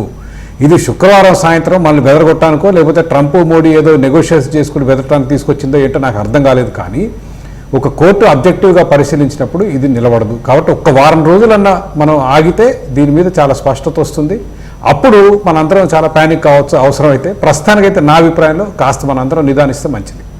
అఫ్ కోర్స్ అది ఇప్పుడు మనం చేయగలిగింది కూడా ఏమి ఉండదు రండి. ప్యానిక్ అయినా చేయగలిగిందే ఉండదు, ప్యానిక్ అవ్వకపోయినా చేయగలిగిందే ఉండదు. కాకపోతే ఏంటంటే ఇది ఏమైపోయిందంటే సహజంగా 2 దేశాల మధ్య ఉండే బైలాటరల్ రిలేషన్స్ మీద ఎప్పుడు డిస్కషన్స్ ఉంటాయి. కానీ ఇవి ప్రతి ఫ్యామిలీని ఎఫెక్ట్ చేస్తున్న డెసిషన్ ఇది. పర్టికులర్ గా తెలుగు స్టేట్స్ లో మేజర్ గా చాలా ఆర్బిట్రరీ డెసిషన్, హాస్యాస్పదమైన ప్రొక్లమేషన్, అర్థం పర్థం లేదు, ఏది అర్థం కాదు. It is absolutely foolish. It's foolish, it is rubbish. So కాకపోతే very expensive decision, very expensive decision. But the question is, America అధ్యక్షుడికి ఆ హక్కు ఉందా లేదా అనేది is debatable. There several court cases. America అధ్యక్షుడికి వీసా ఫీజు విధించే హక్కు ఉంది, కానీ ఈ రకంగా $1,00,000 విధించేది అనేది కాంగ్రెస్ పరిధిలోకి వస్తుంది, కానీ అమెరికా అధ్యక్షుడి పరిధిలోకి రాదు. కానీ ఇంత ముందు కూడా సబ్జెక్ట్ టు కరెక్షన్ కరెక్ట్ మీ ఒకటో రెండో ప్రొక్లమేషన్స్ ఇట్లాంటివే చేస్తే కాంగ్రెస్ కి పవర్స్ ఉంటాయి ప్రెసిడెంట్స్ కు ఉండవు అని చెప్పి అన్నది కూడా exactly there are 2 or 3 cases అండి. I look them up. మీరు వేరే గెస్ట్ తోటి మాట్లాడుతుంటే there 2 or 3 times American courts have struck down president has a power to issue visa, deny entry. దాంట్లో అసలు ఎటువంటి సంకోచం లేదు. ప్రెసిడెంట్ వీసా ఫీ విధించే అధికారం కూడా ఉంది. వీసాకు $100, $200, $500 విధించే హక్కు. కానీ ఇది ఆర్బిట్రరీ ఫైన్. ఈ హక్కు ప్రెసిడెంట్ లేదు. ఇది కాంగ్రెస్ పరిధిలోకి వస్తుంది. $100 లాగానే 100,000 చేస్తారు. ఒక సున్నా ఎక్కువ పెట్టేస్తారా అయిపోద్ది. $100 ఏంటంటే ఫీజు, అంటే ప్రభుత్వానికి వీసా ఇచ్చే ఖర్చు మందం అధ్యక్షుడి పరిధిలో ఉంటుంది. ఎందుకంటే ప్రధానికి మనం కాంగ్రెస్కి వెళ్ళి తెచ్చుకోలేడు. కానీ ఇది ఖర్చు కాదు, ఇది నేషనల్ సెక్యూరిటీ అన్నాడు, which is again highly questionable. So I don't think it falls under president's purview. Right. Malavika garu, మీరు ఇందాక అన్నారు కదా స్టేక్ హోల్డర్స్ అందరితో కూడా డిస్కస్ చేసి నిర్ణయం తీసుకోవాల్సిన పరిస్థితి ఇది అని. ఆయనేమో చెప్తున్నాడు, ఆయనేమో అందరితో మాట్లాడానని చెప్తున్నాడు. ఇంతవరకు ఈ పెద్ద కంపెనీలు ఏవి కూడా ఇంతవరకు ఎవరు రెస్పాండ్ అవ్వలేదు. రెస్పాండ్ అయ్యారు. ఎలా అవుతున్నారంటే వాళ్ళ ఎంప్లాయీస్కి అలర్ట్స్ ఇస్తున్నారు, బయట ఉన్న వాళ్ళు తొందరగా రండి, ఇక్కడ ఉన్న వాళ్ళు ఎవరు బయటకు వెళ్ళకండి అని చెప్తున్నారు. అంటే వాళ్ళు కూడా, కంపెనీలు కూడా కొంత పానిక్ అవుతున్నాయి, ఇన్స్టెంట్ గా పానిక్ అయితే అవుతున్నాయి. బట్ అంత పెద్ద అమెరికాలో ఐటీ హెడ్ క్వార్టర్ కదా అది. అలాంటి దాంట్లో ఆ ఐటీ హెడ్ క్వార్టర్ లో పనిచేసేదంతా ఇండియన్సే ఎక్కువ. 70% H1Bలు మనమే అంటున్నారు 25 లో కదా. 12% 11% చైనా ఉన్నాయి. రెస్ట్ ఆఫ్ ది వరల్డ్ మొత్తం 19% ఉన్నాయి. సో ఇంత పెద్ద డెసిషన్ తీసుకునేటప్పుడు స్టేక్ హోల్డర్స్ ని ఆయన అడిగాను అంటున్నాడు, వీళ్ళు రెస్పాండ్ అవ్వట్లేదు. ఏంటి దీన్ని మనం ఎలా అర్థం చేసుకోవాలి? We need to understand politics behind law always అండి. మనకు కనిపించేది పొలిటికల్ ఒక అజెండా, ఒక మోటివేషన్, ఒక పబ్లిక్ అపీస్మెంట్ ఉంటుంది. But when it comes to law ఎప్పుడు అకౌంటబిలిటీ అనేది ఉంటుంది. And that is how world democracies have run all these years. So ఇప్పుడు ప్రెసిడెన్షియల్ ప్రొక్లమేషన్ వచ్చింది. ఇట్ ఈస్ ఇండీడ్ డ్రకోనియన్ అంటున్నారు, కష్టంగానే ఉంటుంది. But what is more important is అది existence కి రావాలంటే కాంగ్రెషనల్ మ్యాండేట్ ఉండాలి, రాటిఫికేషన్ ఉండాలి. Congress had to fund it. That is even more tougher than anything else. So అది ఎగ్జిస్టెన్స్ కి నిజంగా రావాలంటే it might take a lot of time. And దీనికి ప్రీకర్సర్ గా కొంచెం ఆలోచించుకున్నట్టయితే రీసెంట్ పాస్ట్ లోనే childbirth people who are born in US వాళ్ళకి బర్త్ రైట్ సిటిజన్షిప్ లేదని చెప్పారు. But eventually courts are coming up, some localized state based laws have come, federal based judgment have come and everything. So ekkadakada question chese authority has started with people. And deeniki major thing entante constitutional question of law అని ఉంటుంది. So they have to actually ask from the constitution. Although president has full unconditional rights, they are subject to checks and balances. I think this is the statement we need to use. President has the right to impose such a law. President has the right to say you people can't come inside country. Ayanku anni rights untayi, kani it is supposed to be approved by the people of the country through the congressional mandate. Ee part of congressional mandate ko vachinappude I want to actually point to it's a very crucial element andi. We do not have lobbyist groups. Ippudu edaina law kavalante US lo lobby groups untayi, and these are people who are collecting big companies, big funds, big people, and those are actually stakeholders. So H1Bs ki ila chese vallu leru. We do have good cultural organizations which are supportive of H1B people and Indians coming from abroad, but we don't have a very good agency who can actually voice out our opinions. Adi chala unfortunate situation andi. Ippudu H4 EAD తీసుకుందాం. For the last 1 decade or 2 decades it's been very problematic. చాలా కష్టంగా feel అవుతున్నారు. వాళ్ళకి years and years, months and months they have to wait until EAD approval రావడానికి. చేయడానికి. దాని గురించి ఇంకేముందులే follow అవుదామని చెప్పేసి అందరూ they have followed. But today when it has come to us H1Bకి వచ్చేసరికి they are surprised and shocked about it. It is not so. Birthright citizenship వచ్చినప్పుడు కూడా many of the Indians were actually silent. We didn't have a pressure group to collectively represent our rights, and it is very much high time Indians come together. ఒక విధంగా ఇది ఎలా చేస్తే correct అవుతుంది, Congressional గా ఎలా చెప్పాలి, కాంగ్రెస్ పీపుల్ కి ఎలా చేయాలి, ఇక్కడ కౌన్సిల్స్ ఉంటాయి, సిటీ కౌన్సిల్స్, అక్కడికి వెళ్ళి అడ్రస్ చేయడానికి ఒక వీలు ఉంటుంది. Many people do not know this, how to actually constitutionally struggle for something another. So as non-immigrants, this is something like a learning curve. This is the moment where we need solidarity from each and every person who is involved in this H1B visas. Right. అయితే presidential decision కాబట్టి ఇది house లో majorities ఎలా ఉన్నాయి విశ్వేశ్వరరెడ్డి గారు? మళ్ళీ ఒకసారి అడగండి. హౌస్ లో మెజారిటీస్ ఎలా ఉన్నాయి పాలసీ చేయడానికి, ప్రెసిడెన్షియల్ ఆర్డర్ ని అప్రూవ్ చేయడానికైనా, ఓకే చేయడానికైనా, లేదా అపోజ్ చేయడానికైనా Republicans, lower house, upper house, lower house, upper house majorities ఎలా ఉన్నాయి అంటున్నాను. అంటే టిపికల్ గా వాళ్ళు ఎట్లా అంటే ఇష్యూ బేస్డ్ మీద డైనమిక్ గా చేంజ్ అవుతుంటారు. నాట్ ద మెజారిటీతోనే కాకుండా కేసు బై కేసు వ్యారీ అవుతుంటుంది.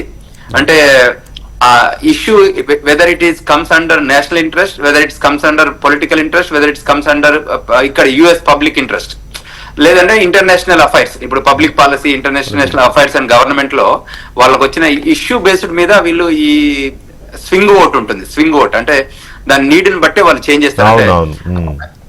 అంతే తప్ప మనం ప్రతిదాన్ని దీనికి డిఫైన్ చేయలేము. అదే విధంగా ఇంతకుముందు మాలవిక గారు అన్నట్టు అక్కడ ఏంటంటే మన వాళ్ళ దగ్గర కూడా ప్రెషర్ గ్రూప్స్ ఉన్నాయి, లేవని చెప్పలేము. ఇక్కడ కూడా యూజువల్ గా ఈ సెనేట్, కాంగ్రెస్ కి ఎలా అయితే ఉన్నారో, జూయిష్ కమ్యూనిటీ ఎలా ఉందో ప్రెషర్ గ్రూప్ వాళ్ళు బాగుంది, వాళ్ళ ఎక్కువ ఇన్వాల్వ్మెంట్ ఎక్కువ ఉంటుంది, వాళ్ళ ఎక్కువ డెసిషన్ మేకింగ్ ఉంటుంది. వైట్ హౌసే కానివ్వండి, క్యాపిటల్ హిల్ కానివ్వండి, పెంటగాన్ కానివ్వండి, wherever you look at it, వాళ్ళ ప్రెషర్ ఎక్కువ ఉంటుంది. కాకపోతే ఈ రీసెంట్ ఇయర్స్ లో కూడా ఇండియన్ ప్రెషర్ గ్రూప్ కూడా వెళ్తుంది. తర్వాత ఐటీ కంపెనీస్ కన్సార్టేరియం కూడా ఏర్పడ్డాయి. వాళ్ళు కూడా యాక్చువల్ గా వాళ్ళు కూడా they are doing their best. మనం కూడా కొన్ని కోర్టు కేసులు వేసాము, United States Citizenship and Immigration Services మీద వేసాము, గెలిచాము కూడా.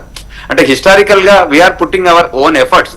బట్ కొన్ని ఛాలెంజింగ్ సక్సెస్ అవుతాయి, కొన్ని ఫెయిల్యూర్ అవుతుంటాయి. ఈవెన్ ప్రెసిడెన్షియల్ ఆర్డర్స్ కూడా కోర్టు కొన్నిటిని డెఫర్ చేస్తాయి, కొన్నిటిని వెల్కమ్ కూడా చెప్తాయి. హిస్టారికల్ గా వాళ్ళు అప్పుడు 7 కంట్రీస్ బ్యాన్ చేసినప్పుడు కోర్టు ఏం చేసిందంటే అగ్రి అయింది. అంటే ప్రెసిడెన్షియల్ ఆర్డర్ తోనే మేము yes we're agreeing with the president. కొన్ని సర్టన్ సిచ్యువేషన్స్ వచ్చినప్పుడు వాళ్ళు డెఫర్ కూడా చేయడానికి ఆస్కారం ఉంది. సో ఇట్ ఈస్ టిపికల్లీ అనే ఇష్యూ బేస్డ్ ఉంటుంది. బట్ ఇండియన్ డయాస్పోరా కూడా చాలా గ్రో అయిపోయింది, ఫైనాన్షియల్ గా కూడా బాగానే ఉంది. ఈ richest counties of the United states లో కూడా మన మేజర్ రోల్ ప్లే ఉంది. తర్వాత మీరు అన్నట్టు ఇంతమంది ఐటీ కంపెనీస్ హెడ్స్ లలో కూడా, అంటే ఎగ్జిక్యూటివ్ సిఎక్స్ఓలలో కూడా చాలా మంది మన ఉన్నారు. అయితే ఇంతకు ముందు మీటింగ్ యాక్చువల్ గా ఒక 1 వీక్ బ్యాక్ అనుకుంటా, అరౌండ్ అటు ఇటుగా అన్ని కంపెనీల సిఇఓలతోని యాక్చువల్ డొనాల్డ్ ట్రంప్ మీటింగ్ పెట్టారు ఇక్కడ క్యాపిటల్ హిల్. ఇక్కడ he invited every one. First ఇది ఇంటెల్ కార్పొరేషన్ తోని ఒక ఇదైంది. అంటే దానిలో government of United states of America actual గా దే ఇన్వెస్టెడ్ $10 billion. అంటే ఎక్కడైతే ఈ చిప్ ఇండస్ట్రీలో కొంచెం ఇష్యూస్ ఉన్నాయో అందులో ఇంటెల్ లో పెట్టారు. ఇన్ సిమిలర్ లైన్స్ లో he started working and talking to the big companies. అందులో భాగంగా మొన్న ఏదైతే టాప్ కంపెనీస్ ఉన్నాయో వాళ్ళ సిఇఓలందరినీ వాషింగ్టన్ డీసీకి పిలిచారు. వాషింగ్టన్ డీసీ పిలిచి మీటింగ్ పెట్టారు. సరే, అందులో టోటల్ కంటెంట్ ఏముందో, లోపల ఏం కంటెంట్ డిస్కస్ చేశారో, డిబేట్ చేశారో, కన్క్లూడ్ అయ్యారో పక్కకు పెడితే, but there is big conversation happen. ఇందులో ఎస్పెషల్లీ అంటే whatever we are thinking in this line, H1B programme అయితే టోటల్ గా తీయలేదు. ఎందుకంటే H1B programme is a congressional act. So H1B programme 65,000 ఉంది, 20,000 ఉంది. Only this is a cosmetic changes. What this we called as a cosmetic, అటు ఇటు మార్చడం, change చేయడం, వాళ్ళ ఇంట్రెస్ట్. మీరు సార్, మీరు అటార్నీస్ గా ఉన్నారు కాబట్టి మీకు అది కాస్మెటిక్ చేంజెస్ గా కనపడతాయండి. కానీ సఫర్ అవుతున్న మిడిల్ క్లాస్ తెలుగు ఫ్యామిలీస్ అంటే నేను అన్నది టిపికల్ గా, అంటే మనం ప్రాక్టికల్ గా ప్రాక్టికల్ గానే చెప్తున్నారు మీరు. బట్ అది బట్ Policy మీరు మారలేదు చెప్పేది కానీ. ప్రాక్టికల్ గానే ఉన్నా ట్రంప్ డెసిషన్ ప్రాక్టికల్ గా రిసీవ్ చేసుకునే రీతిలో కనిపించట్లే. ఎనీవే ఒక్క నిమిషం విశ్వ గారు, ఇక్కడ రెండు విషయాలు మనకి ఇప్పుడు సరే, తెలుగు డయాస్పోరాస్ లాబింగ్ ఎలా చేస్తున్నాయి, అక్కడ జూయిష్ గ్రూప్స్ తర్వాత మన గ్రూప్స్ ఎంతవరకు ఇన్ఫ్లుయెన్స్ చేయగలుగుతాయి అనేది ఒక ఆస్పెక్ట్. అసలు అవి కాదు కదా చేయాల్సింది, అవి చేస్తాయి వద్దనే చేస్తాయి సర్వీస్, దీంట్లో చారిటీ లాగానో లేదా ఇంకో రకంగానో చేస్తారు. But what about our Indian government ఇప్పుడు ఎలాంటి రోల్ ప్లే చేయాలి అనేది ఒక important issue. And second issue ఏంటంటే, ఇప్పుడు వరకు మనం H1B ఉన్న వాళ్ళ గురించి లేతే అవుట్ ఫారిన్ కంట్రీస్ నుంచి రావాలి అని అనుకుంటున్న వాళ్ళ గురించి మాట్లాడాం. కానీ ఆల్రెడీ యుఎస్లో ఉండి చదువుకుని రేపో మాపో గ్రాడ్యుయేట్స్గా బయటికి రాబోతున్న వాళ్ళ పరిస్థితి ఏంటి, వచ్చి ఇటీవల జాబ్స్లో జాయిన్ అయ్యే వాళ్ళ పరిస్థితి ఏంటి, అది ఇక్కడ సరే అక్కడ తెలుగు డయాస్పోరాస్, అక్కడ మన వాళ్ళు అసోసియేషన్స్ ఏం వర్క్ చేస్తున్నాయి అది మనం చూస్తూనే ఉన్నాం. పాపం they are doing their level best maximum. వాళ్ళ స్తోమతకు మించి కూడా పనులు అనుకుని కూడా చేస్తూ ఉంటారు ఏదైనా ఆపదొస్తే. అది ఒక ఆస్పెక్ట్. కానీ as a government of India మనం ఏం చేయగలము? పైగా అమెరికాకు మనం ఫ్రెండ్, మామూలు ఫ్రెండ్ కాదు, చాలా గొప్ప ఫ్రెండ్. సో ఈ సిచ్యువేషన్ లో మన ప్రైమ్ మినిస్టర్ గారు మంచి ఇదిగా ఉంటారు కదా ట్రంప్ గారితో, ఈ చేయాల్సింది చేస్తున్నట్టు కనిపించట్లా. ఇది మీకు మనము ఇది చూద్దామండి. నేను ఫస్ట్ అక్కడ పొలిటికల్ బ్యాక్గ్రౌండ్ చెప్పాను కదా, వచ్చిందే జాబ్స్ని మళ్ళీ మూవింగ్ బ్యాక్ టు అమెరికా అన్న టైప్లో, అమెరికన్స్కి జాబ్స్ అన్న టైప్లో అక్కడికి వచ్చాను. వచ్చిన తర్వాత ఈ గూడ్స్ ఇక్కడ మ్యానుఫ్యాక్చరింగ్ కూడా ఇక్కడే అవ్వాలి అన్నది మొదలుపెట్టి టారిఫ్లు పెట్టడం ఇదంతా మొదలుపెట్టాడు కదా. ఈ టారిఫ్లు 150%, 100% ఇవన్నీ పెట్టినవి. ఇది కూడా మళ్ళీ ఒక బైలాటరల్ అగ్రిమెంట్, ట్రేడ్ అగ్రిమెంట్ చేసుకుంటే ఆ చేసుకున్న వాటికి మళ్ళీ అవన్నీ తీసేసి తగ్గించాడు. ఇప్పుడు మనది ఇండియాది యుఎస్ది పెండింగ్ ఉంది. అసలు actually one of the first countries expect చేసాం, అసలు మనమే ఫస్ట్ ఉంటామని చెప్పి. ఎందుకంటే మోడీ గారు third national president prime minister head of the state అన్న టైప్ లో, హెడ్ ఆఫ్ ది స్టేట్ కాదని government to have met Trump అన్న టైప్ లో ఉండింది. ఎర్లీ కలిశారు, అంతా బాగానే ఉండింది. అయితే ఈ ట్రేడ్ అగ్రిమెంట్ లో వాళ్ళది ఒక కపుల్ ఆఫ్ రిక్వైర్మెంట్స్ ఏమున్నాయంటే, ఈ జియో పొలిటికల్ది యాడ్ చేశారు, అంటే ట్రేడ్కి సంబంధం లేనిది, ఇది రష్యా నుంచి ఆయిల్ కొనకూడదు ఇట్లాంటివన్నీ, అదొకటి. రెండోది ఏంటంటే మన ఫార్మర్స్కి ఇప్పుడు మీరు అన్నారు కదా జిఎంఓ, అదే జెనెటికల్లీ మోడిఫైడ్ ఫుడ్స్ని మేము అక్కడి నుంచి పంపిస్తాము. నాన్ వెజిటేరియన్ మిల్క్ అంటే ఈ కౌస్కి వీటికి మిల్చ్ క్యాటిల్కి నాన్ వెజిటేరియన్ ఫుడ్ పెట్టిన కౌస్, వాటి ద్వారా వచ్చే మిల్క్ ని ఎక్స్పోర్ట్ చేస్తాము. అందుకని మొన్న కూడా సోయాబీన్స్ ఏమి కొనట్లేదు, ఇట్లాంటివన్నీ కార్న్ కొనట్లేదు ఇండియా అని చెప్పి ఇట్లాంటివన్నీ. సో దాని మీద ఏమైంది అంటే మన వాళ్ళు అగ్రికల్చర్ ఒకటి ఎక్స్క్లూడ్ చేయమన్నారు. ఇది ఒకటి ఎందుకనంటే మన రంగము మీకు అంతకుముందు WTO అవుతున్నప్పుడు కూడా అగ్రికల్చర్ మీద ఏముండేది అంటే విషయాలు, ఇప్పుడు ఒక్కసారి అగ్రికల్చర్ డిస్కషన్లోకి వచ్చింది అనుకోండి, వాళ్ళ ఉద్దేశం ఏంటంటే అసలు ఇది ఓపెన్ మార్కెట్ గా ఉండాలి అని అంటే మీరు క్రాస్ సబ్సిడైజ్ చేస్తూ ఉంటారు చూసారా, ఆ సబ్సిడీస్ ను కూడా ఎత్తేయాలన్న ప్రెజర్స్ వచ్చాయి. ఏది ఫర్టిలైజర్ సబ్సిడీలు అంటే మీరు మార్కెట్ ని డిస్టార్ట్ చేస్తున్నారు, తక్కువ ధర రకరకాల రైతు బంధు ఇట్లాంటివి కూడా ఇన్పుట్ క్రెడిట్ వాటిని కూడా ఎత్తేయాలని అక్కడికి వస్తే అగ్రికల్చర్ మీద మన వాళ్ళు స్టక్ అయి ఉన్నారు. ఈ ఒక్క విషయంలో మాత్రం వీ కెనాట్ నెగోషియేట్, మిగిలినవన్నీ మనం చేద్దాం. ఫార్మర్స్ విషయంలో అయితే ఇప్పుడు ఫార్మర్స్ వర్సెస్ సాఫ్ట్వేర్ ఇంజనీర్స్ అనే టైప్ లో ఇతను పెట్టారు. ఇక అది basically tariffs. My question is straight. Effect అవుతున్నది మన వాళ్ళు ఎక్కువ, 70% ఆఫ్ H1B మనమే అంటే మన వాళ్ళు ఎక్కడ కదా, మిగతా వాళ్ళ గురించి 50,000 మంది సంవత్సరానికి. కాబట్టి దీంట్లో మన గవర్నమెంట్ ఏ పార్టీ చొరవ చూపే అవకాశం ఉంది? ఎందుకంటే ఇవి నేను అసలు నిజంగానే పాలిటిక్స్ మొత్తం పిక్చర్ చూస్తే ఇవన్నీ ఏంటంటే ప్రెజర్. ఇప్పుడు especially H1B is global sir, అంటే 30%. ఇది చైనాకి అప్లై అవుద్ది, ఫిలిప్పీన్స్ కి అప్లై అవుద్ది, కొరియాకి అప్లై అవుద్ది, మనకి అప్లై అవుద్ది అన్న టైప్ లో. ఈవెన్ బ్రిటిష్ ఇట్లాంటి వాళ్ళు కూడా ఏమైనా H1Bలే ఇది తీసుకుని వెళ్ళాల్సి వస్తే మాత్రం it applies, unless there are special visas like Canadian ఏదో ఉంటుంది అట్లాంటి. సో అదొకటైతే ఇది ఎక్స్టర్నల్ ఫారిన్ పాలసీ దీంట్లోకి వచ్చింది కదా. రెండోది ఏంటి అని అంటే నాకు అనిపించేది దీంట్లో మనమే సబ్స్టాన్షియల్ ఉన్నాం కాబట్టి ఏమైనా మార్పు ఉండే అవకాశం ఉంటే మాత్రము ముందు ఈ బయోలాటరల్ ట్రేడ్ అగ్రిమెంట్ అయినప్పుడు కొంచెం మాట్లాడడానికి, లేకపోతే అతను చేంజ్ చేయడానికి. ఇప్పుడు కోర్టులు గిట్లు అవన్నీ అదొక ప్యారలల్ ట్రాక్. అది అసలు నీకు అధికారం ఉందా లేదా, అసలు చట్టాలు నిలబడతాయా లేదా, నీ ఎగ్జిక్యూటివ్ ఆర్డర్ నిలబడుతుందా లేదా అనేది అక్కడ యుఎస్ కోర్ట్స్లో ఫైల్ చేయడము, అది one of the local stand అయి అంటారు కదా, ఎవరో ఒకళ్ళు ఎఫెక్ట్ అయిన వాళ్ళు ఫైట్ చేయడము, వాళ్ళ తరఫున ఇంకొకరు ఫైట్ చేయడము, ఇట్లాంటివి అదొకటి. కానీ రెండోది ఏంటి అంటే దీంట్లో మార్పు ఆయన ఏం చూస్తున్నాడంటే గుణాత్మక మార్పులు ఇన్ ది కంట్రీస్. నేను ప్రెజర్ పెడతాను, వాళ్ళు ఎంతవరకు లొంగుతారో ఆయన గుణాత్మక మార్పులు ఏం చూస్తున్నాడు. కానీ ఇక్కడ మన దగ్గర పెద్ద క్రైసిస్ వచ్చే ప్రమాదం కనపడతా ఉంది నాకు. ఇప్పుడు నేను అనుకోవడం ఏంటంటే సార్, ఇది ఇంజనీటీ ఆఫ్ ఇప్పుడు బయోలాటరల్ ట్రేడ్ అగ్రిమెంట్ ఉంది కదా, ఇవే కాకుండా ఇప్పుడు ఆయిల్ ఇక్కడి నుంచి కొంటున్నామా, అమెరికా కూడా ఎక్స్పోర్ట్ చేస్తుంది. ఇంకొకటి కొన్ని దేశాలు అయితే ఏకంగా యాక్చువల్లీ బయట అంటే ఈవెన్ న్యూస్ పేపర్స్ వాళ్ళ యుఎస్ వాళ్ళ అనేది కూడా ఏకంగా ఫస్ట్ ఫ్యామిలీనే కాస్త దగ్గర చేసుకుంటే బెటర్ బెనిఫిట్స్ వచ్చాయి మా కంట్రీకి అన్నట్లు ఉన్నాయి. అట్లా ఖతార్ చేసినా మళ్ళీ ఇజ్రాయెల్ బాంబింగ్ ఆపలేదు అమెరికా అనేది ఉన్నాయి. అంటే ఇది కొంచెము ఈ ఫారిన్ అఫైర్స్ సిస్టంలోకి వచ్చేసరికి ఈ నేను అనుకోవడం అయితే బయోలాటరల్ ట్రేడ్ అగ్రిమెంట్ ఏదైతే ఉందో దాన్ని బట్టి ఉంటుంది. ఇంకా నాకు కొంచెం నేను చాలా ఆప్టిమిస్ట్ అండి చాలా విషయాల్లో. కానీ ఇక్కడ నాకు అనిపించేది ఏంటి అని అంటే అంతకుముందు కూడా 7 దేశాల నుంచి బ్యాన్ చేశాడు, ముస్లిం దేశాలు అన్నాడు ఫస్ట్.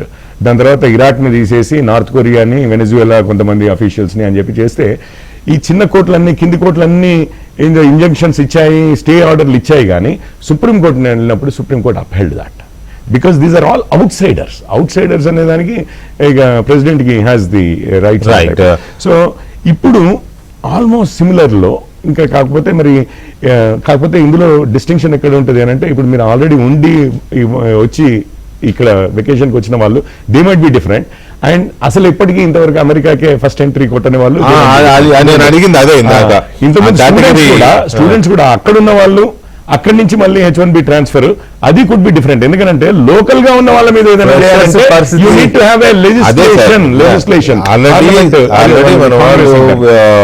అది నేను మళ్ళీ అడుగుతాను మాళవిక గారిని లేకపోతే విశ్వ గారిని అడుగుతాను.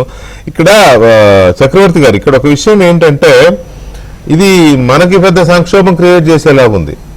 ఉద్యోగాల కోసం వెళ్లాల్సిన వాళ్ళు వెళ్ళలేకపోయినా అక్కడ ఉన్న వాళ్ళకి కంపెనీలు అంతంత అమౌంట్స్ పెట్టి H1B వీలు ఇప్పించలేకపోయినా కుప్పలు తెప్పలుగా బ్యాక్ టు పవిలియన్ అన్నట్టుగా వచ్చేస్తే మన దగ్గర ఉద్యోగాలు లేవు, అది నోన్ ఫ్యాక్ట్. అది మనం ఎంతసేపు గప్పాలు కొట్టుకోవడం తప్ప మన దగ్గర ఉద్యోగాలు వచ్చే వాళ్ళందరినీ ఎక్కడ కూర్చోబెట్టాలో కూడా తెలియదు, కుర్చీలు కూడా లేవు. సో ఈ సిచ్యువేషన్ లో అక్కడ సంగతి ఏమో కానీ ఇక్కడ పెద్ద క్రైసిస్ వచ్చే ప్రమాదం కనపడుతోంది కదా. How to deal this? ఏ విధంగా వెంకటకృష్ణ గారు ఇప్పుడు ఈ ప్రొక్లమేషన్ కనుక మనం చూస్తే ప్రయాణం చేసే H1B వాళ్ళ మీద ప్రభావం పడుతుంది, కానీ అక్కడ F1 మీద H1B వాళ్ళ మీద ఎటువంటి ప్రభావం లేదు, OPT మీద H1B వాళ్ళకి ఎటువంటి ప్రభావం పడట్లేదు, H1 ఎక్స్టెన్షన్ వాళ్ళ మీద ఎటువంటి ప్రభావం అవేమి వీళ్ళు దీంట్లో లేవుగా ప్రొక్లమేషన్ లో. మీరు అన్నారు కాబట్టి ఏ విధంగా అన్నారు కాబట్టి నా డౌట్ మాత్రమే అడుగుతున్నాను నేను, నాకు పెద్దగా దీంట్లో ఇది కాదు. కానీ ఇప్పుడు బయట నుంచి వచ్చే వాళ్ళ మీద పడుతుంది డైరెక్ట్ గా ఈ ప్రొక్లమేషన్ బట్టి అది ఉంది. కానీ ఇప్పుడు అక్కడ ఉండి రేపు రెన్యువల్, రేపు మార్చిలో మళ్ళీ ఉంటాయి రెన్యువల్స్, ఫ్రెష్ ఉంటాయి కదా, ఫిబ్రవరి దాని మీద ఎటువంటి ఆప్షన్ ప్రొక్లమేషన్ నా ముందే పెట్టుకొని చదువుతున్నాను మీరు మాట్లాడుతుంటే. చెప్పండి, క్లారిటీ ఇవ్వండి. Okay, right, that's good. Okay, F1 నుంచి OPTకి వెళ్ళి OPT నుంచి H1 అప్లై చేసే వాళ్ళు ఎటువంటి ఫీజు చెల్లించాలని దీంట్లో రాసి లేదు. ఓకే, H1 ఎక్స్పైర్ అవుతూ మళ్ళీ ఎక్స్టెన్షన్ తీసుకునే వాళ్ళు డబ్బు చెల్లించాలని ఎక్కడ ఎంత చదివినా నాకు కనిపించడం లేదు. ఓకే, దీంట్లో ఉందల్లా H1 మీద ప్రయాణం చేస్తూ వెనక్కి వచ్చే వాళ్ళు $1,00,000 చెల్లించాలి. H1 కొత్తగా అప్లై చేస్తూ విదేశాల్లో ఉండి కొత్తగా H1 అప్లై చేసే వాళ్ళు అమెరికాలోకి ఎంట్రీకి రావడానికి $1,00,000 కట్టాలని అది స్పష్టంగా ఉంది. దాని తర్వాత మనం దాని మీద ఎంత చర్చించుకోవచ్చు. హౌస్ సార్ మీరు ప్రశ్న హౌస్, సెనెట్, ప్రెసిడెంట్, సుప్రీంకోర్టు అన్ని రిపబ్లికన్ పార్టీ. సో ప్రజాస్వామ్య నియంతృత్వం నడుస్తుంది అమెరికాలో ఇప్పుడు. ప్రజాస్వామ్యం లేదు ఇంకా, like Russia, like China, like Korea, America. ప్రజాస్వామ్యం అనేది యూఆర్ రైట్. అంతే. కానీ ఒక క్వశ్చన్ అంటే ఇందులో మనం మాట్లాడుకోవడానికి ఏదైనా మాట్లాడుకోవచ్చు, కానీ యాక్చువల్గా ఇక్కడ రిపబ్లికన్ పార్టీలో కూడా కొందరు they differ president Trump's decisions. They don't go by ఆయన చెప్పిందే ఫాలో కావాలని లేదు. ఓటింగ్కి వచ్చినప్పుడు అది సెనెట్ కానీ కాంగ్రెస్ కానీ వాళ్ళు చేంజ్ చేస్తారు. అట్లా అంటే ఆయన ఏది చెప్తే అదే వినాలని రూల్ ఏమి ఉండదు. అంటే ఇక్కడ మనం ఏబిఎన్ అనే ఒక మా ఛానల్ డిబేట్ లో కూర్చుని మనమే ఇంత డిస్కస్ చేస్తున్నాం కదా. ఒక సైన్ చేసేటప్పుడు ప్రెసిడెంట్ ఇవన్నీ ఆలోచించకుండా సైన్ చేశాడంటారా విశ్వరావు గారు? ఆలోచిస్తారు, లీగల్ అథారిటీ కూడా చూస్తారు, వెరిఫికేషన్ చేసుకుంటారు, ఒపీనియన్ తీసుకుంటారు. కాకపోతే వాళ్ళకు కూడా చెప్తారు కదా. ఇప్పుడు నిన్న మొన్న ఒకరిని ఫైర్ చేశారు. ఆయన wanted to fire someone Kirk అంటే ఆయన్ని దాని తర్వాత మళ్ళీ కోర్టుకి వెళ్ళింది. దాని మీద డిస్కషన్ నడుస్తుంది. కొన్నిసార్లు అబ్రప్ట్ గా డెసిషన్ తీసుకుంటారు, కొన్ని అనలిటికల్ డిస్కషన్, కొన్ని అనాలోచితమైన అనుకోండి, what ever it is he'll take a decision. But especially immigration front లో దీనికి స్టేక్ హోల్డర్స్ ఎవరున్నారు, ఏ కంట్రీస్ ఎక్కువ యూటిలైజేషన్ ఉంది, ఇవన్నీ కూడా factors. So those factors based మీదనే చేస్తారు. ఎస్పెషల్లీ ఇది ఈ నిర్ణయం తీసుకునే కంటే ముందు I think there is a discussion జరిగింది. 3 డిపార్ట్మెంట్ సెక్రటరీస్ నుంచి కూడా పిలిచారు, మాట్లాడారు అన్నది మనకు తెలుస్తుంది. అమెరికన్ ఇమిగ్రేషన్ లాయర్స్ అసోసియేషన్ కూడా they are also seriously working on this subject. It's not that ఊరికే వదిలేసడానికి ఏం లేదు.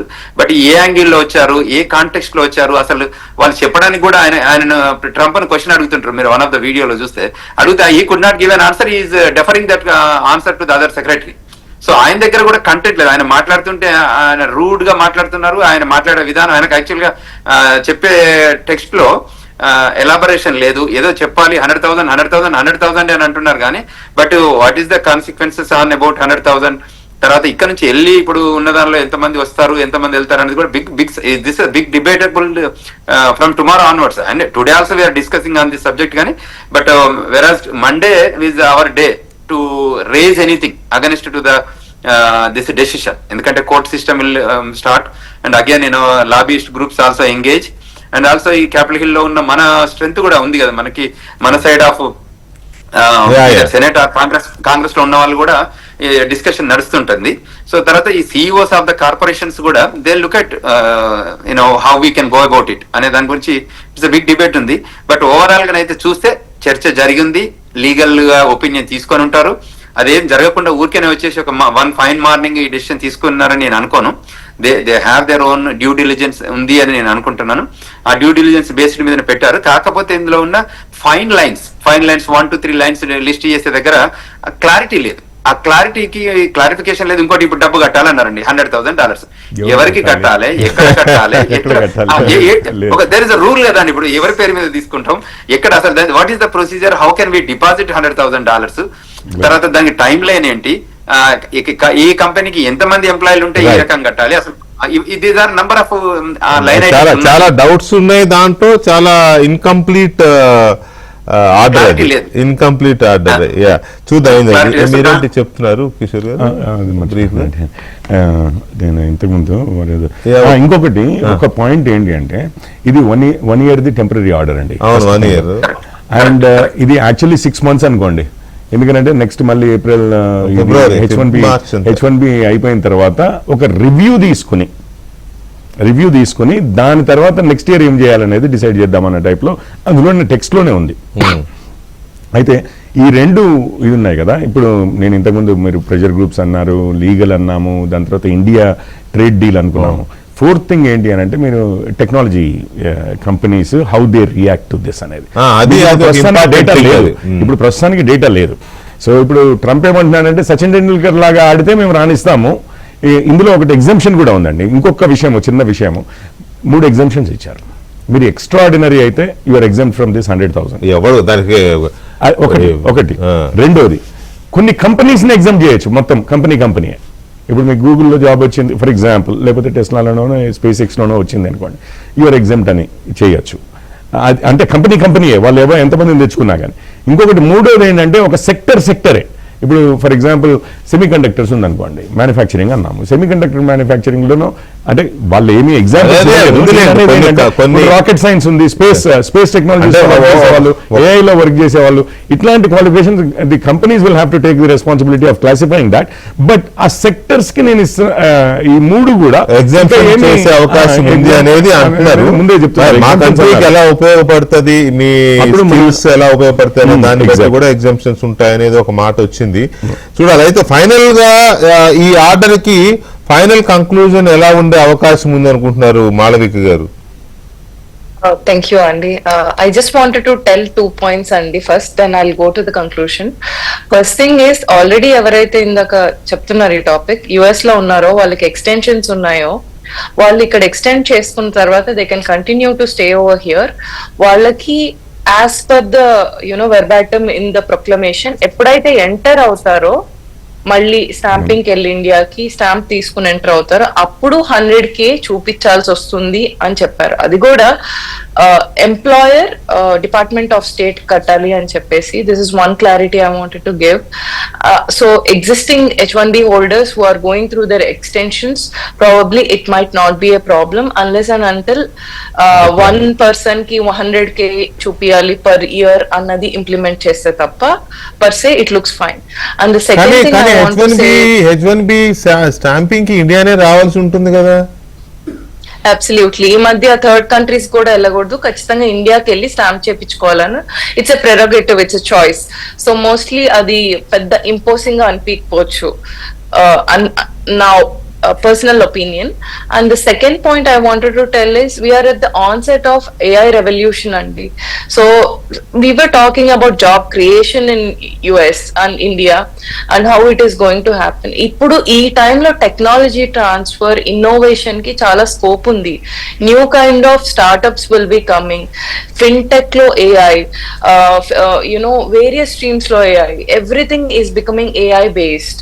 So it is here to stay. Just like నా చిన్నప్పుడు ఒక చిన్న very basic model of computing we were doing. So అప్పుడు డిఫరెంట్ ఉంది, ఇప్పుడు డిఫరెంట్ ఉంది.